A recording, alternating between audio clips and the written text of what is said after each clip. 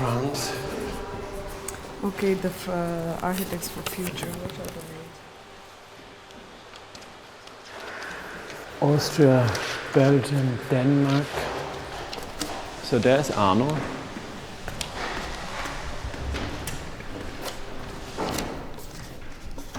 Verena. Okay. Then Arno also gets a stool.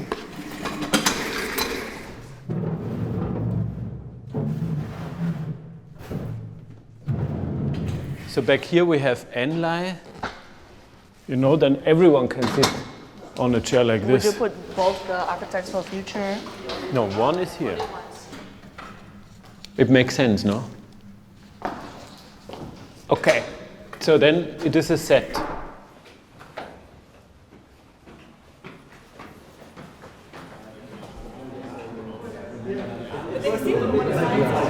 Yes.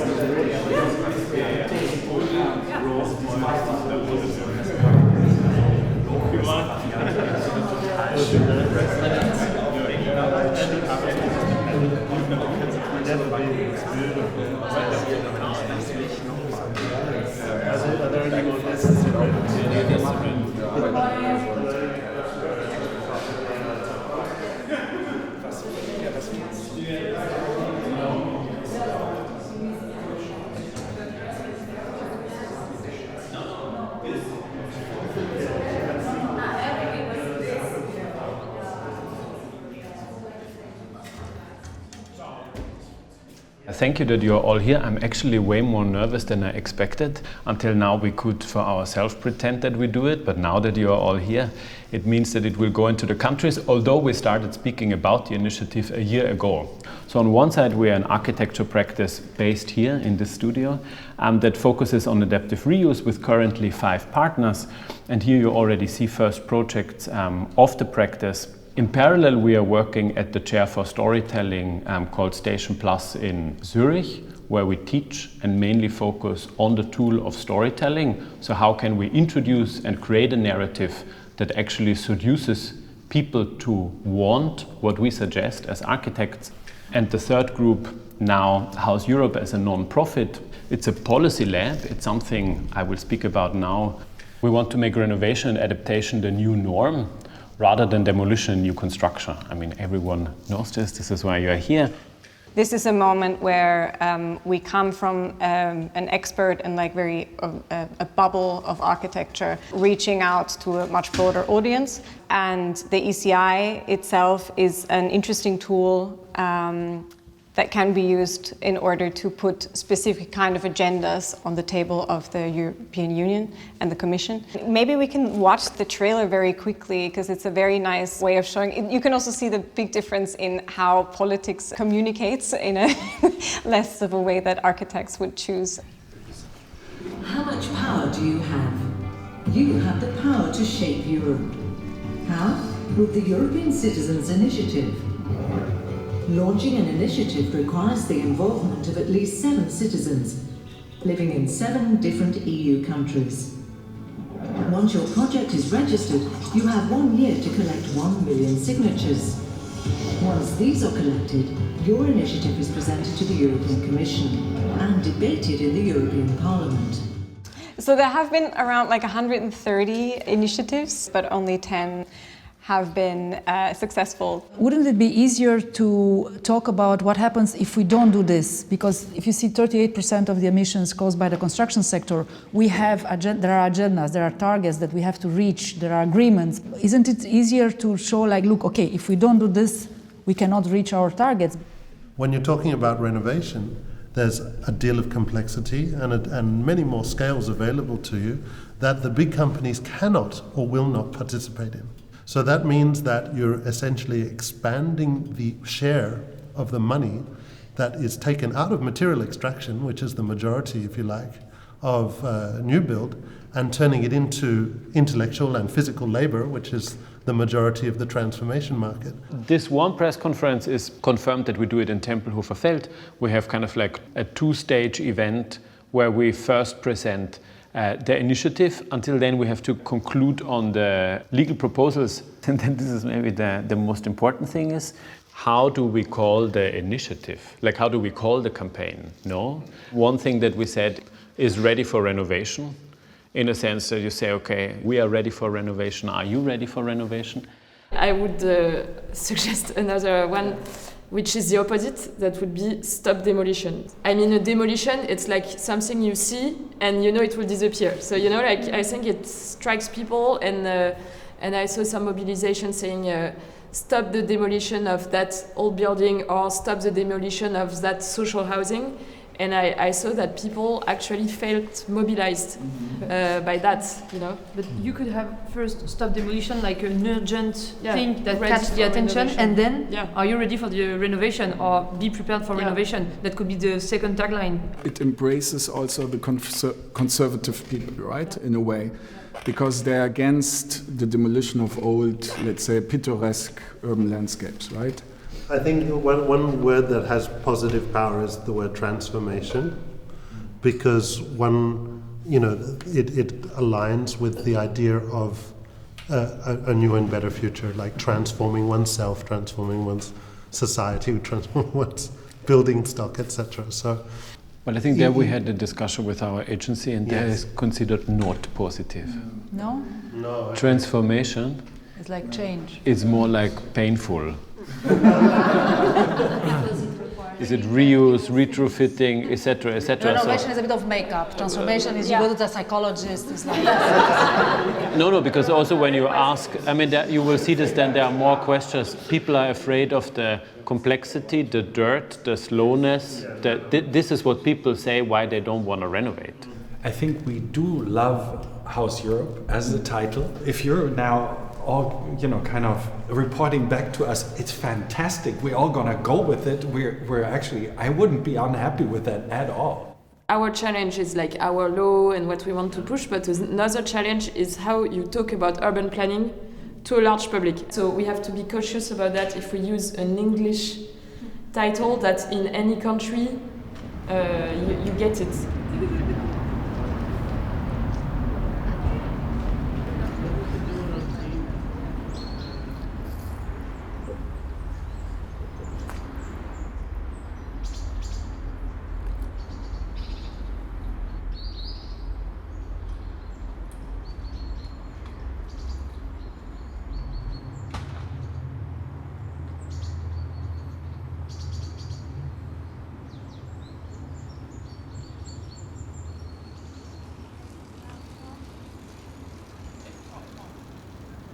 This building here was also run by Charité, which was testing facilities for animals. And you see all these tubes coming out. So every second level is, let's say, to bring air in, to control it. Then it's distributed, and every other level is testing facilities where all the cages for the animals were on them. And it's maybe since 5 years, it's abandoned. They built it as this machine, where they also had this idea that one can prove that we as humans can, in that sense, rule nature. After a lot of voices who publicly said it should be protected for its architectural significance, like a lot of cultural arguments, Arno then, in that moment also individual, stepped in and said, like, we would make an offer, and then take it over. Take it over, and then the office made the proposal how to reuse it, and all by a sudden this whole argument of there is no reuse future was gone. In that sense, through design, there was this proof it can be reused. So we took this argument from them to demolish. Dismantled it, yes. But it's also not so easy for a non-architect to think about a reuse of a building as such, because I would be like, well, what are you going to do with it? And so the question is, how do we get in? Let's go around the corner. Okay.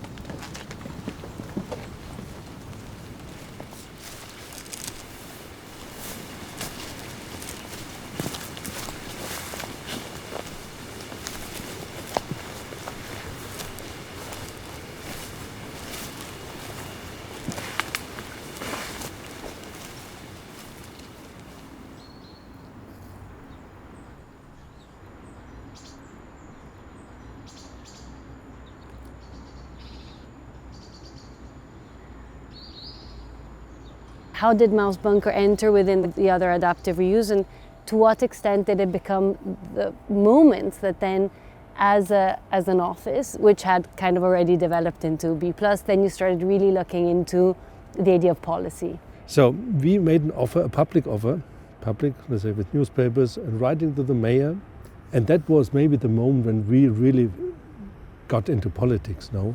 And in the end, you can also be successful without building, let's say, a building, but maybe architecting a change or a shift or An infrastructure, a design process. Yeah. What was interesting was that we in the end realized that we have no lobby, and we also have no legal basis or ground to press for something or pressure someone.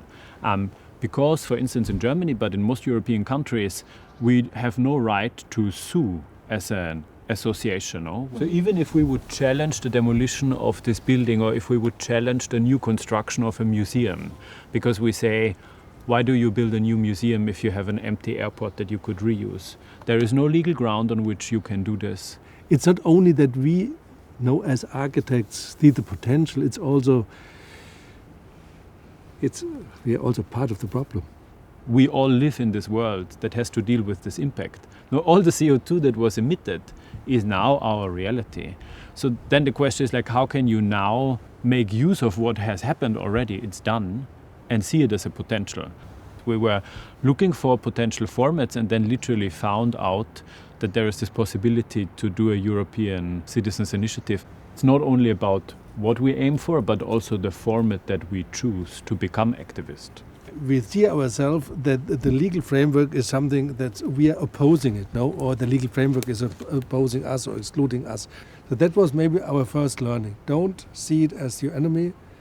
Think of the legal framework as something you can also be part of. It's not fast enough to come up with a kind of societal learning and awareness leading to a shift. Then use the legal framework. Just use it.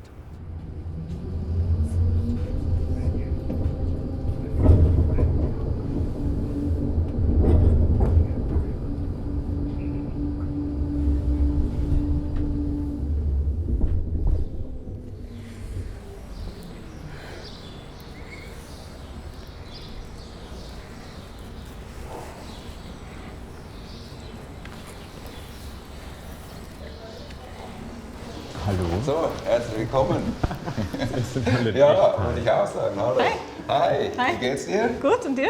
Sehr gut. Genau, heute treffen wir uns ja ein bisschen, um ein besseres Ziel zu finden. Was sind die genauen Ziele der Kampagne? Welche Zielgruppen wollen wir im Kern ansprechen? Und dann eben auch, was könnte eine erste Rollout-Planung sein? Ich habe da mal eure Gedanken schon mitgebracht, wo wir letzte Woche gesprochen haben, dass das Thema in die Mitte der Gesellschaft ankommt, dass Renovieren der neue Zeitgeist ist oder das neue Normal, also diese Themen. Und für mich auch so ein bisschen, wie seht ihr diese, zuerst mal die Abstimmung gewinnen versus das ganze Thema. Am Schluss ist ja euch ein Anliegen, oder, dass Europa renoviert und nicht mehr abreißt. Man könnte durch die richtigen Target Groups und die richtigen Kanäle mit AI einfach so viele Menschen erreichen, dass man sich denkt, man schafft die 1,3 sowieso, aber es sind einfach keine bewussten Wählerinnen. Ja, nur kostet halt Geld. Nee, schon klar, aber kostet das weniger wie Bewusstsein schaffen? Aber vielleicht ist es ja auch für euch ein Step. Wir wollen mal die Abstimmung, die ist ja 1,3 und dann im Jahr 2, 3 und 4 geht es ja wahrscheinlich weiter, oder? Muss man das Gesetz entwerfen oder an das Zeug? Das kann ja dann auch noch. Ich glaube, das ist was man natürlich besprechen muss. Ich würde jetzt spontan sagen, ja, ich würde als erstes versuchen, die Abstimmung zu gewinnen, um dieses Vorhaben auf den Tisch zu bringen in der EU, weil das wird ja dann länger dauern. Wir müssen verstehen, dass Renovieren oder halt einfach Abriss und Renovieren eigentlich so urgent ist und momentan so wichtig, dass es bräuchte irgendwie so was ganz Existenzielles, nicht okay, es ist neu normal, sondern das ist jetzt ganz wichtig, dass wir jetzt alle sofort umsteigen. Dann ist da haben die natürlich nur die Leads, aber noch nicht die Urgency. Wenn wir mit solchen Themen anfangen, vielleicht eine große Ebene, eine coole Story, Existenzing-Story machen oder mit Grassroots, in Europa weit so arbeiten können, dann schaffen wir dann vielleicht auch ein bisschen die Urgency. Weil das gibt schon immer Bedenken bei allen. Bei denen ist jetzt, kann ich finanziell profitieren, doesn't affect my life. Und ein bisschen kritisch sind oft die Leute, spart das CO2 wirklich ein, dieses Gesetz? Weil da haben wir noch Aufklärungsarbeit zu tun. Du musst hunderte Millionen erreichen, damit du überhaupt auf 1 Million kommst. Ist das tatsächlich so? Ja, es ist schon ein bisschen so. Man kann es optimieren, wenn man die richtigen Zielgruppen wählt. Also wir können ja jetzt einfach auf die 250 Millionen gehen und das einfach mit genügend hoher Penetranz. Mit Geld kannst du alles kaufen. Ja, so können wir das natürlich zuspitzen auf Zielgruppen, die hoch motiviert sind und natürlich auch die Reichweite optimieren. Muss es dann aber auch immer wieder übersetzen auf Media. Weißt du, die können auch, es ist ja nicht jeder vom Hausbesitzer, die gerade umbauen, wäre meine Lieblingszielgruppe, oder? Ja. Weil die sind höchst relevant. Du baust dein Haus vielleicht einmal oder zweimal in deinem Leben maximal um, oder? Und in dieser Situation ist es cool, wenn du CO2 sparst oder cool, wenn du finanziellen Vorteil hast. Die würden dir sofort unterschreiben. Bei den Mieten beispielsweise, da allgemein ist es natürlich ganz anders. Die haben nicht so ein Interesse an diesem ganzen Thema. Da ist das Interesse am Support nur 34%. Ja. Lustig. Also lustigweise ist es wahrscheinlich auch klar, weil sie nicht ganz so neu dran sind. Bei ihnen ist es schon auch, den historischen Wert bewahren und CO2-Emissionen zu cutten. Also für die Zielgruppen würde ich jetzt über Media fast alle mal ausprobieren. Also nicht alle, die Potenzial haben, weißt du, die versuchen wir abzubilden. Ja. Dann gucken wir mal, da haben wir, glaube ich, genügend Reichweite, um die Abstimmung zu gewinnen. Ganz einfach, ne? Dann die Nachhaltigen würde ich sowieso nehmen und die Renovierer versuchen abzubilden. Am besten noch wenn sie ein Haus bauen, weil dann haben sie eine höhere Urgency. Das wären jetzt für mich die ich probieren würde. Ja. Dazu würde ich dann die 4 Hauptbotschaften auf Headlines texten und einen schönen Kampagnenclaim machen, der für alle 4 funktioniert und alle Zielgruppen. Okay, ja. Grob. Und dann, Who gives the money? Well, you mean you find an agency who does it pro bono or find someone who gives us the money to do it with them? Yeah.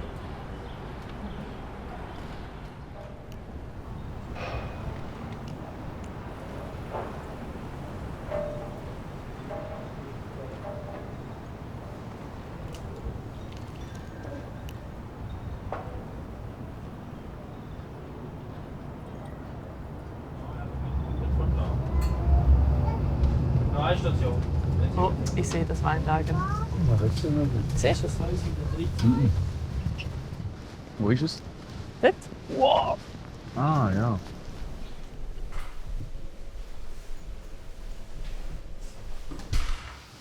Die Platte. Die ist eine gute Höhe.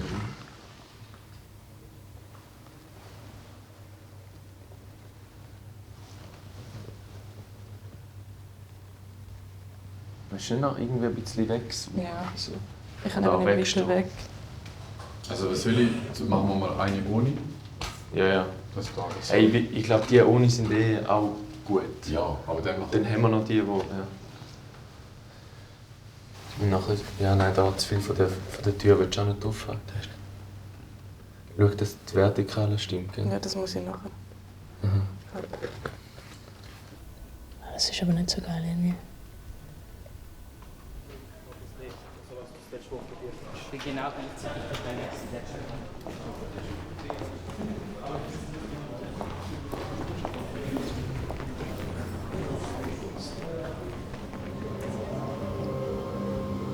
This is a story about a complex transformation of a wine warehouse into social housing. In 1955, the wine lager was built as a factory and warehouse, then converted in 1973 from a factory to a banal distribution centre with an industrial character.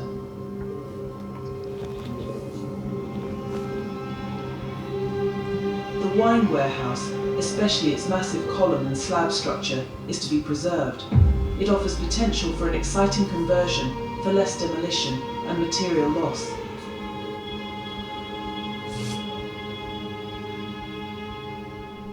The existing wine lager had first to be shortened in length due to the small parcel division of the zoning plan, and also reduced in depth for better sunlight inside the apartments. The renovation was in general really time consuming and highly complex. But nevertheless, it should be noted that it wasn't excessively expensive, costing approximately 900 francs per cubic meter. So 42% of grey energy were saved by preserving the supporting structure and the basement. There is no question that a lot of CO2 emissions were prevented by keeping the massive concrete structure. The columns are a central architectural element and stand as flatmates in the room. This is interesting because these columns and also the high ceilings in the building offer a certain value and give the building a character that would not have been possible if the building was built new. I mean, it's great that it is affordable housing below the market rent, no? It's obviously great.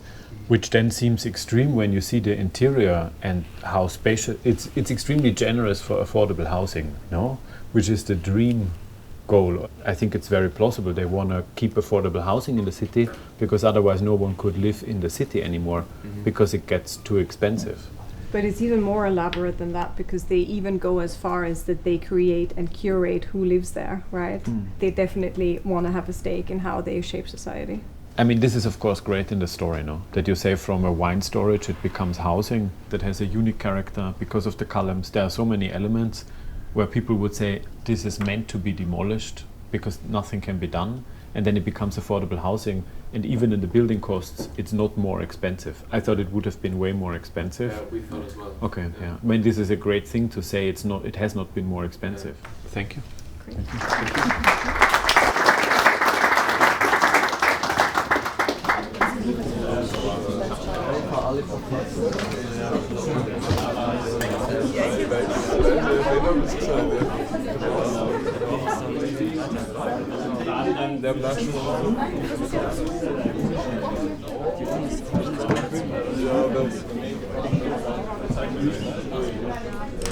One of the biggest problems that I see today is that the construction sector is not evolving according to the needs of people. I would say that the sum of all of them is the fact that we reach the limits.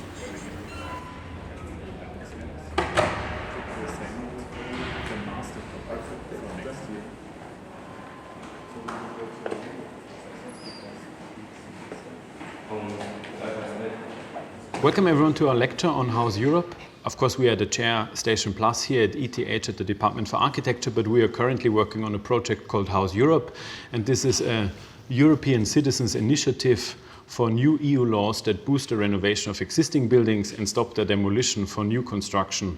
And what we will watch now is the Demolition Drama, which is our latest film that we produced at the chair. And the idea is the film is made to really speak to you as an audience. It's made for architects and kind of like people working in the building industry.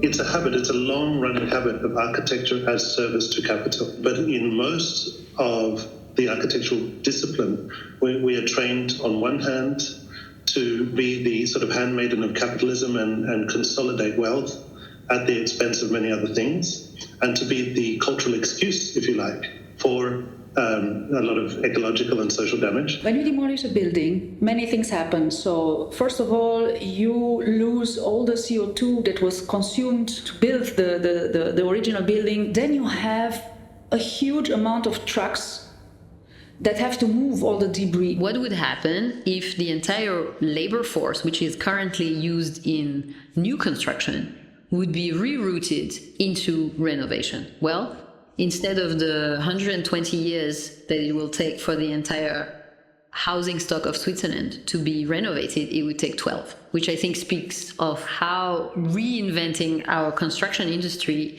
is never about losing jobs and never about destroying existing trades, but about rerouting them into a virtuous construction industry. My experience is that a lot of investors and a lot of entrepreneurs really would like to have those incentives, would like to work sustainably. They're like you and me, they too have a conscience, really. And so if we gave them incentives to do the right thing, which is keep this building, make sure that we reuse it effectively and use it for housing, rather than destroying it and giving it as an asset to a global bank. It's all non-profit groups and efforts that are sitting here who started actually out of the office hours or working hours? How do you organize yourself, and really how can you afford to actually fight for a cause that has, we saw it in the film or heard it in the film, that has no price or value? I'm coming a lot from grassroots activism, and I often think, how can we not afford? And there's kind of always a way if we really think that it's necessary. But I have a very specific question, which I think would be really nice if all of you could answer again, which is, what can activism contribute to the field of architecture? And maybe you can say it in a word, because if you scan the QR code, you can write it. Maybe while the results pop in, this is also connected to what we experienced. There was one part of the media agencies who should help us to reach the goal and raise awareness for the topic and communicate to the wider public. And one part said, we do not understand why you try to raise awareness and convince the public. Why wouldn't you use your time, energy and money to convince politicians? Because do you really think that it makes a change to raise awareness and gather followers? Whereas the other half said, okay, we believe in this tool of direct democracy. So I think that awareness is important, and going like door by door, I think we have then power in number. And going to the politicians, of course, it's important to announce everyone about our intentions. But I think we can also start smaller, because legislation changes very, very, very slowly. Okay, thank you a lot. We start the voting period in January 25. So the whole year of 25 we will have time to collect the 1.3 million actually, because some get lost on the way. So 1.3 million votes.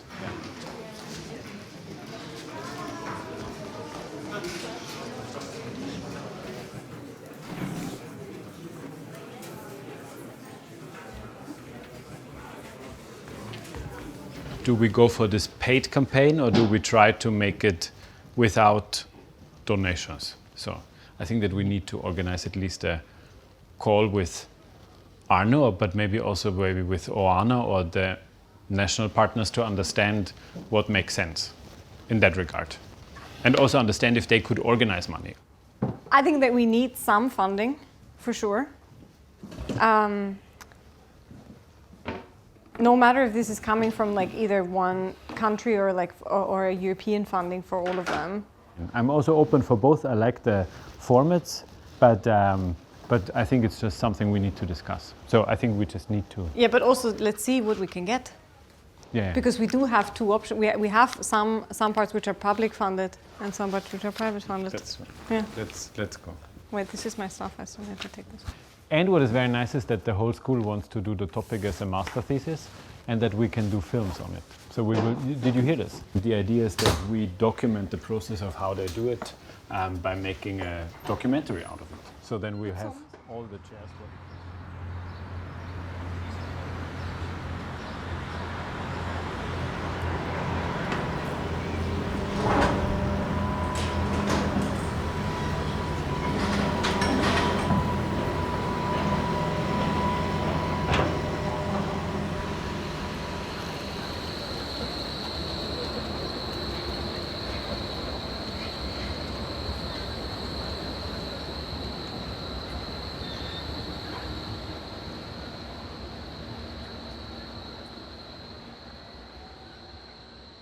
So I think that what we started now in the semester with the students being really so actively part of the initiative, like really producing material, this we should keep. Can I just zoom out for 1 second? Yeah. Because at the meeting with Stefan, we spoke about the target groups. The weakest target group with the least potential are 18 to 24-year-old.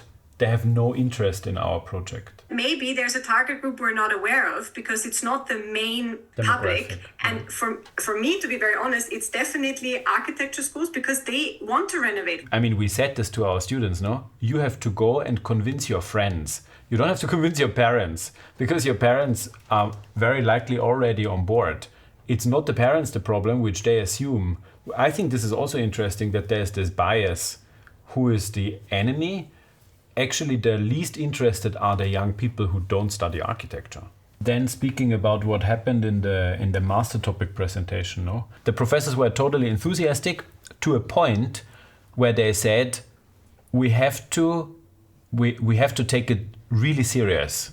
afterwards the students came and said like it was really interesting and inspiring to see people that are not established famous architects doing something in reality. So this was good for the students, to see that you can be an activist even before you have the perfectly established office. You can already participate, you can already do something. In the end, it should serve us for HouseEurope and how to install that in the best way, that we don't lose too much energy on institutional engagement or teaching but that it's a very functioning entity for HouseEurope. Absolutely, but I think that all the doubts and resistance from people within the system, they come because for years and decades it was unimaginable that you would do something in academia that affects reality. So I think yesterday was the proof that the moment you say, shouldn't we do something collectively, all together, that is public and is active, everyone immediately says, yes, let's do this. So all the doubts from people who were part of the system for a long time, like gone in a second. So there seems to be a kind of very stable, self-conscious moment within the department. This was a nice week. It was actually, I think.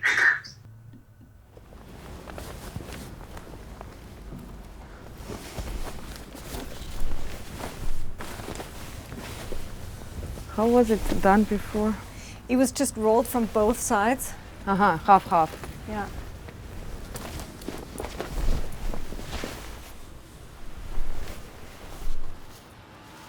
Yeah, why was this in the end decided?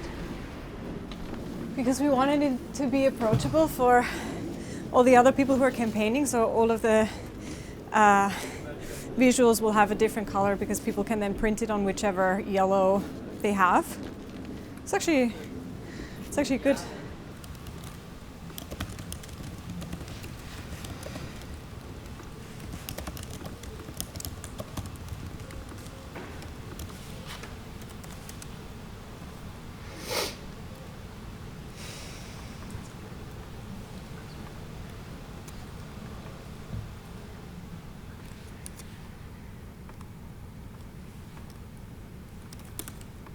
Würde ich vorschlagen, dass wir direkt auf die Punkte eingehen, bezüglich derer ihr noch Rückfragen habt. Es gibt meinerseits nur noch 1, 2.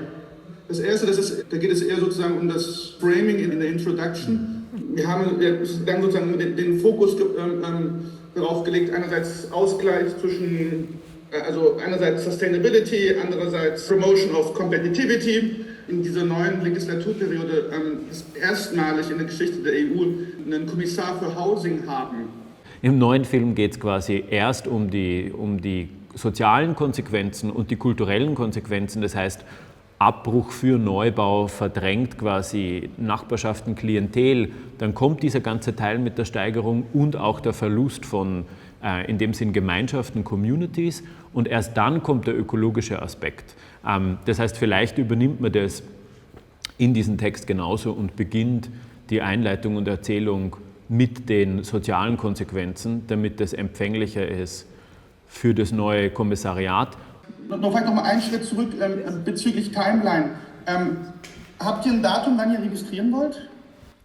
Nee, wir haben ein Datum, wann wir wählen wollen. Wir wollen Stimmen sammeln ab dem 1. Februar 2025. Das heißt, wir wollen so einreichen, dass wir zu diesem 1.2.2025 kommen. Und der 1.2.25 kommt jetzt aus einer Abstimmung mit den Länderpartnerinnen. Also wir haben jetzt ja fast in allen 27 Ländern nationale Partnerinnen. Wenn die Kommission keine Einwände hat, dann geht das in 2 Monaten durch. Ja. Okay, super. Okay, super. Okay, dann bis Donnerstag, Thomas. Okay. Danke. Wunderbar. Dankeschön.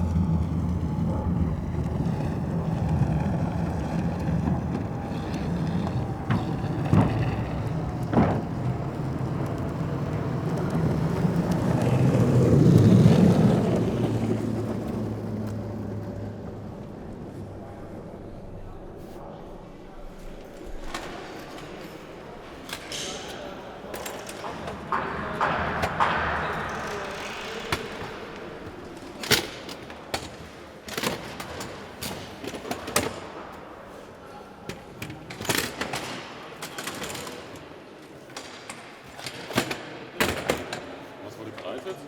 Was? Was war der Kalle jetzt? Wie man die halben Blenden einbaut, hat man noch nie gemacht.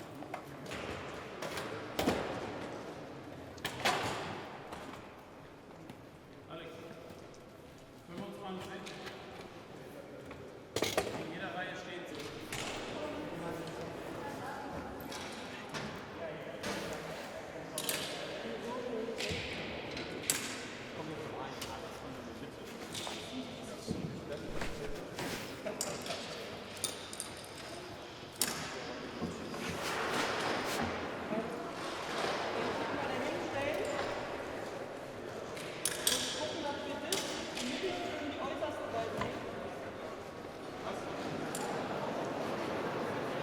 HouseEurope is an initiative that aims to transform existing buildings for a more social and ecological future. Today, the building industry is responsible for 38% of the global CO2 emissions. Functioning buildings are being demolished and replaced. Demolition is as outdated as food waste, fast fashion, and single-use plastics. So don't demolish. Our mission is clear and simple. Power to renovation. Let's demolish less and make better use of what we already have. We need to rethink our approach by valuing, adapting and transforming our existing buildings. We can reduce emissions, preserve communities and make housing more accessible. This isn't just about architecture. It's about creating a sustainable and inclusive future for all of us.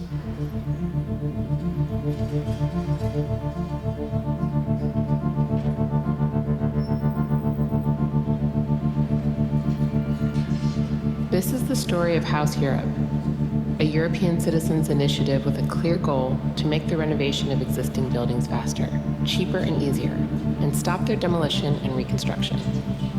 It began, as so many stories do, with an old building that should have been demolished and thrown away to make room for a new one. Yet, existing buildings hold so much within: stories, spaces rich with life and energy from the past. This wasn't just about one building. Saving one building would make no difference. What was needed was a change of direction, a new common path to stop this demolition drama and relentless cycle of destruction, and instead to empower renovation. How does the system not only shape our buildings, but influence us, our homes, our neighborhoods, and our communities?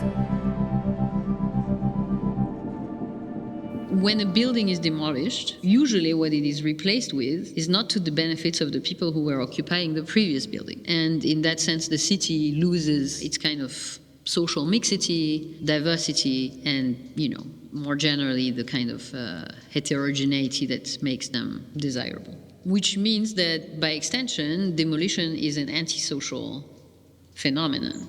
I think when it comes to the climate crisis, one of the myths that the problem is a technical problem. As an academic at Cambridge University, I can tell you very well that there's plenty of technical solutions of how to reduce emissions and respond. But why is it not happening? It's not happening because there's not enough political support.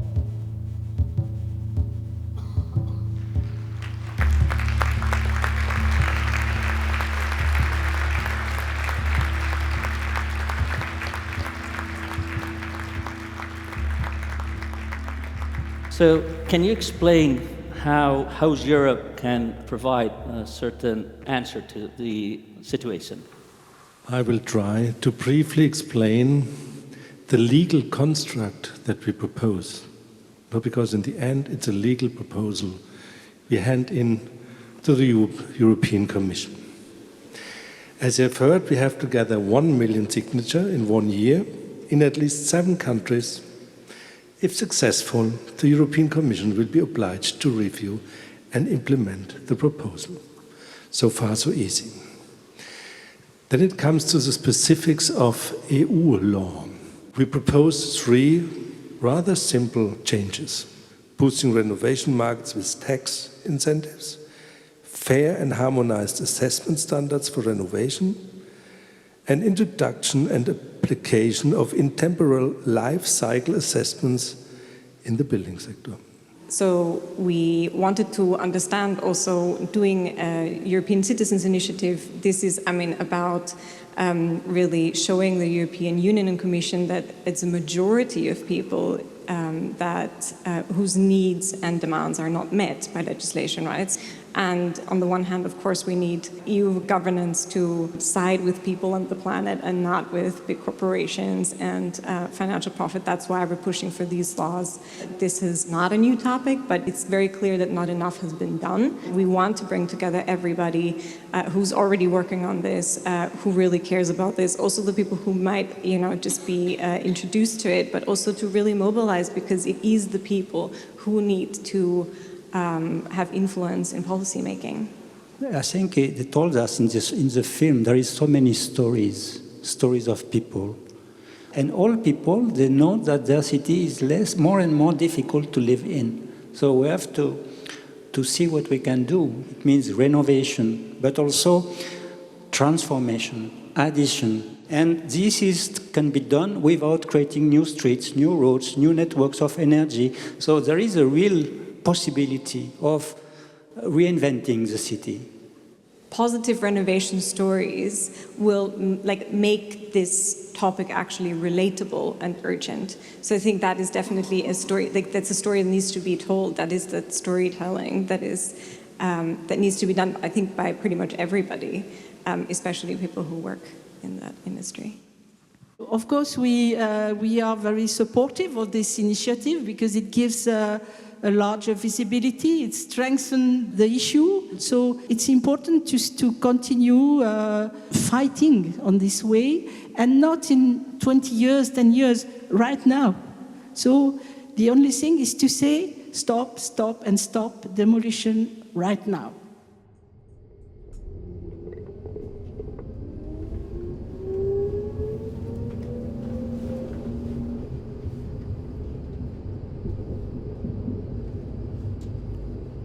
At least we have to build up a school that has 1 million members, no? 1 million teachers in there, and that believe in it, that sign it, that go for it. And that's already the biggest change I can imagine. We already thought so much about the impact of what we demand.